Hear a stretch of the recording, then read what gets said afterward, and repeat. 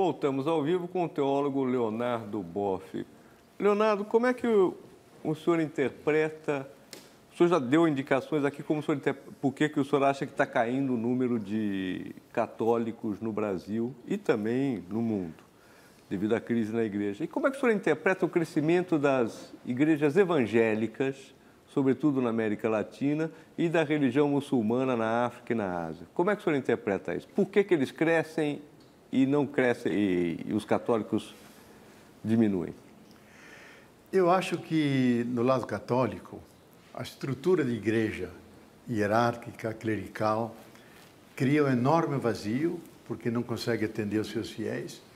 E como o nosso povo, latino-americano e brasileiro, um povo religioso, eu até diria místico, quem chega com uma mensagem religiosa, ele adere. Ele não tem uma visão doutrinária de Roma, os dogmas, não. Caminhando para Deus, podemos somar muita coisa. Então, cria um espaço para as igrejas evangélicas. As igrejas evangélicas cobram dízimo, dizem que enriquecer é bom, dizem que pode fazer uma série de coisas. Isso também não seria um motivo, isso? E eu acho que nós temos que distinguir os pentecostais e neopentecostais. Os pentecostais, em princípio, eu sou a favor da multiplicidade das igrejas, porque acho que nenhuma igreja pode ter a pretensão de traduzir toda a mensagem e a riqueza de Jesus, que é um legado nem só das igrejas, é legado para a humanidade, como figura ética, como figura humanística. Pode inspirar muitas pessoas, mas as igrejas levam a gramática dessa mensagem e levam a memória. Então, que haja muitas delas, eu acho até interessante, porque cada uma revela certas facetas. Agora, tudo que é são pode ficar doente. E há uma secção, um tipo de igrejas que são patológicas, são doentias, porque exploram a boa-fé dos fiéis, seja pelo fundamentalismo, seja pelo evangelho da prosperidade, que utiliza mais o Antigo Testamento do que o Novo e fala mais para o bolso dos fiéis do que para o seu coração. Então, eu acho que aí nós devemos usar a crítica como o abuso da religião, mas simultaneamente ser cuidadosos, porque às vezes é o único galhozinho que o povo se agarra, e eu de vez em quando, agora menos, mas uns anos atrás, eu ia muito nessas igrejinhas, meio disfarçado, e participava e falava com meus aleluias, ficava até animado, e o pessoal dizia, esse é um bom orador. Porque eu percebi o seguinte, elas têm uma função de cidadania significativa. Esse povo pobre que ninguém escuta, os vereadores não querem nem saber, o governo não tem políticas, eles aí se encontram e dizem, ninguém me escuta, mas Deus me escuta. E cria um laço de fraternidade entre eles. Batia na mulher, antes não bate mais. Ele bebia, não bebe mais. Antes ele ia para os bailes e fazia aquelas farras, não faz mais. Quer dizer, ajustou a sua vida. Então eu acho que nós, fazendo a crítica religiosa, não devemos perder uma certa contribuição que dão à edificação da família, das pessoas.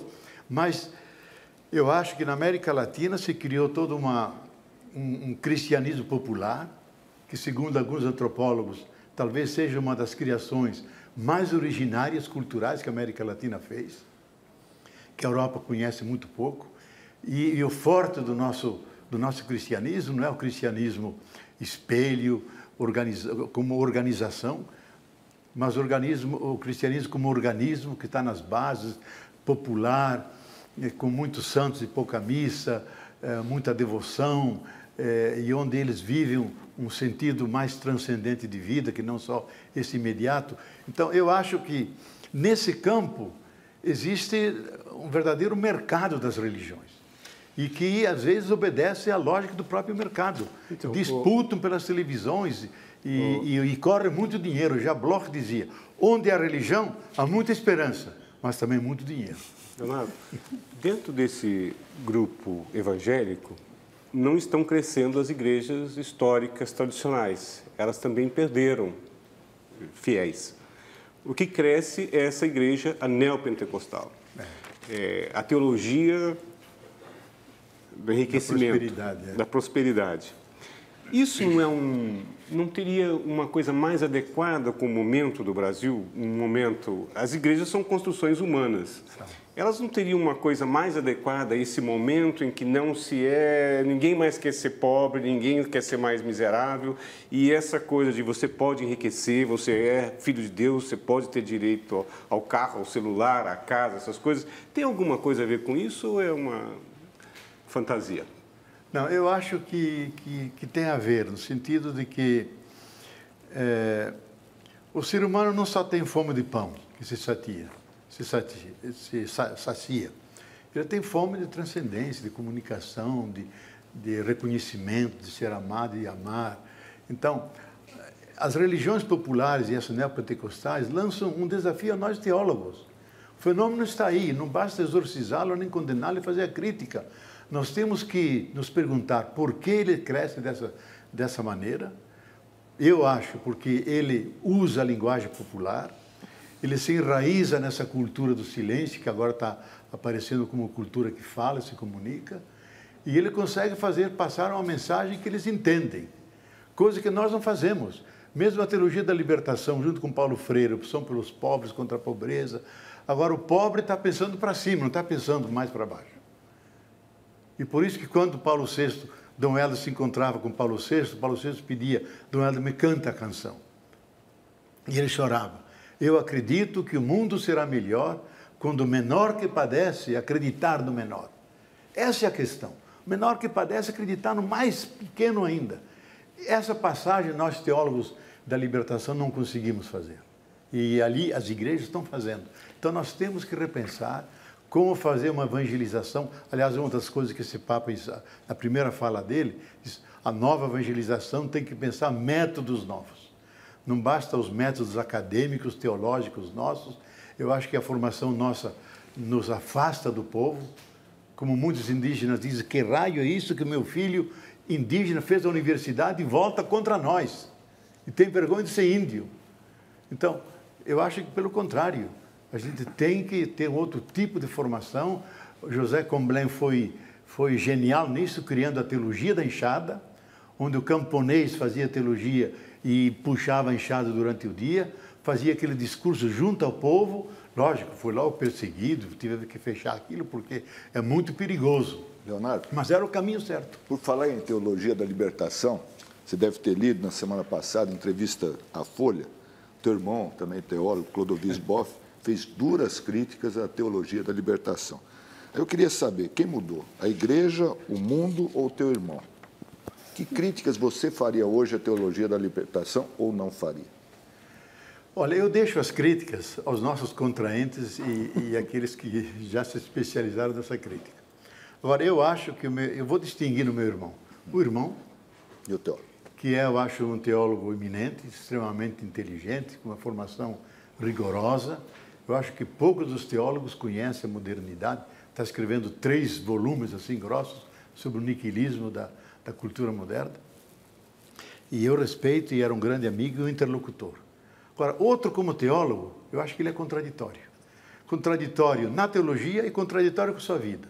Porque ele era muito mais radical que eu e todo mundo dizia, ele que devia ser chamado a Roma, não eu. Porque ele passava 6 meses na PUC do Rio, 6 meses no Acre. Ele e eu ajudamos a tirar a Marina do convento, ajudamos a criar toda uma consciência com as nossas escolinhas de fé e política. Durante 10 anos ele passava isso e era um teólogo eminente. A obra dele sobre o método da teologia da libertação é um clássico. Aqui tem 2 edições, na Alemanha tem 5, 6 edições. O calhamaço de 600 páginas. Então, o que aconteceu com ele? Eu acho que ele está pagando um preço de ter se desligado totalmente das assessorias às bases populares e o diálogo com a comunidade teológica. Se fechou sobre si mesmo. E o preço de pagar disso, que ele está pagando disso, é ele ser um obsessionado pela verdade e obsessionado pela igreja, e acho que o grande líder é o Ratzinger, contra a modernidade, contra o relativismo. Eu aqui, esses dias, até um tempo atrás, disse a ele, olha, já Pascal dizia, o excesso de verdade é pior que o erro. E nunca se faz tão perfeitamente o mal quando é feito com boa vontade. Então, se alguém me diz, a cada minuto que Jesus é o Salvador Supremo e me aborrece a vida inteira, eu, para me ver livre dessa pessoa, viro budista. Viro budista. Então ele fica em cima, Cristo é Supremo e o único Salvador, e a fé tem que ser resguardada. Digo, olha, fé, Tiago diz, fé os diabos também têm e tremem, estão lá onde estão. O que falta é a caridade. E a tradição da igreja, até dos concílios, diz, só salva aquela fé informada pela caridade. Se não tem caridade, não adianta ter fé nenhuma. Então não basta dizer, como Bento XVI, fé e verdade, porque não é isso, não são as prédicas que salvam, são as práticas que salvam. Então ele é contraditório com a própria vida, com a própria teologia.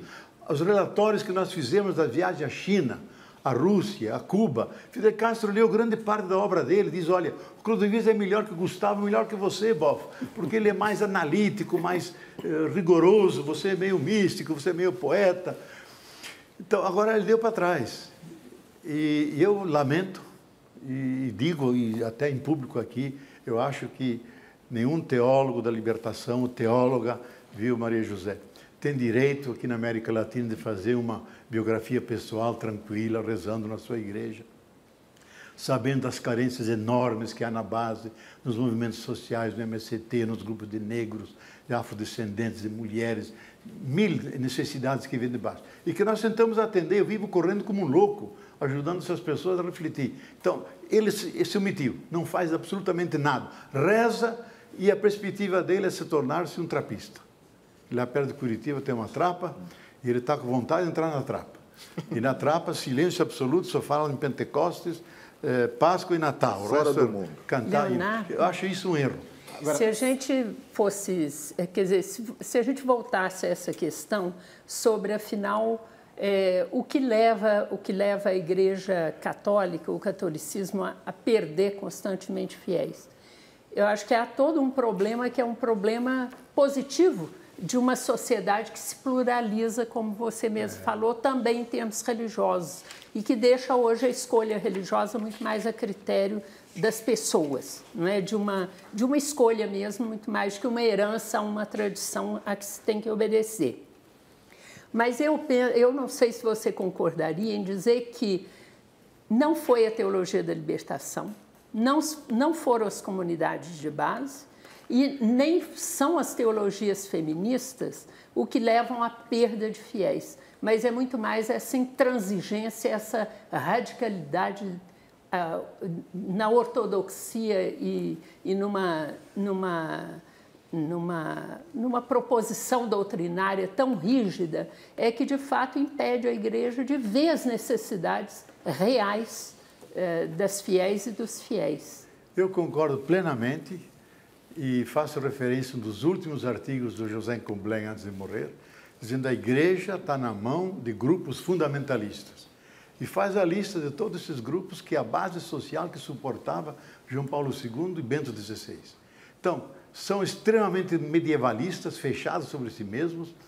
E, então, esse tipo de cristianismo não é atraente para ninguém. Eu digo até, às vezes, de brincadeira, que eu prefiro um agnóstico alegre, feliz, do que um católico rigoroso desses, que se aborrece com todo mundo e tem a cara que parece que não acredita que Jesus ressuscitou e salvou o mundo. Então, eu acho que esse tipo de organização, ele não é pluralista, ele enquadra todos os fiéis, mediocriza os leigos e marginaliza as mulheres. E as mulheres são mais da metade da igreja, e são as mães e as irmãs da outra metade, que não é brincadeira.